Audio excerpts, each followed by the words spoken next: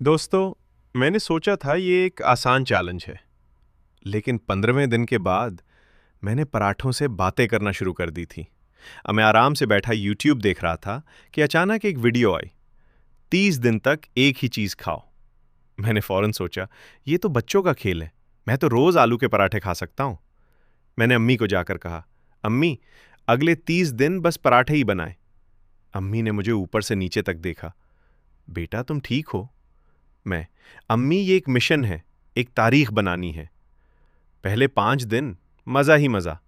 सुबह गरम गरम पराठे, दोपहर पराठे, रात पराठे। मैं हर किसी को कह रहा था, ये है असल जिंदगी। दोस्त आए, बोले, भाई तू तो बादशाह बन गया। मैं, हाँ भाई, पराठा किंग।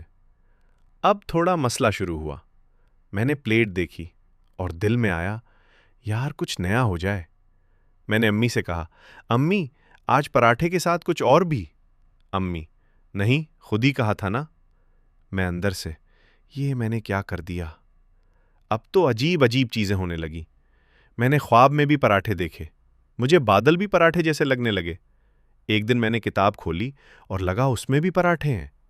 दोस्त ने कहा, चल पिज्जा खाने चलते हैं। मैं, मेरी किस्मत में बस पराठे हैं। अब तो मैं पराठों से बातें करने लगा था। मैं प्लेट के सामने बैठा। देखो, हम दोनों को ये खत्म करना है, समझो मेरी बात।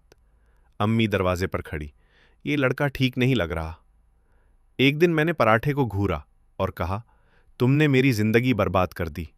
अब तो हालत खराब हो चुकी थी। मैं लोगों को भी पराठे समझने लगा।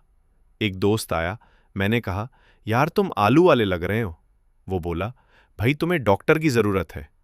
मैंने आईने में खुद को देखा और लगा, मैं खुद भी पराठा बन चुका हूं। अब मैं खाने बैठता और 10 मिनट सिर्फ पराठे को देखता रहता। अम्मी, खाओ भी। खत्म। मैं चीखा, मैं आजाद हो गया। मैं खुशी खुशी अम्मी के पास गया। अम्मी, आज कुछ भी खाऊंगा, बस पराठे नहीं।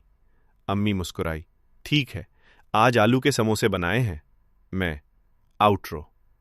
दोस्तों, अगर आप भी ये चैलेंज करने का सोच रहे हैं तो प्लीज पहले अपने दिमाग का चेकअप करवा लें।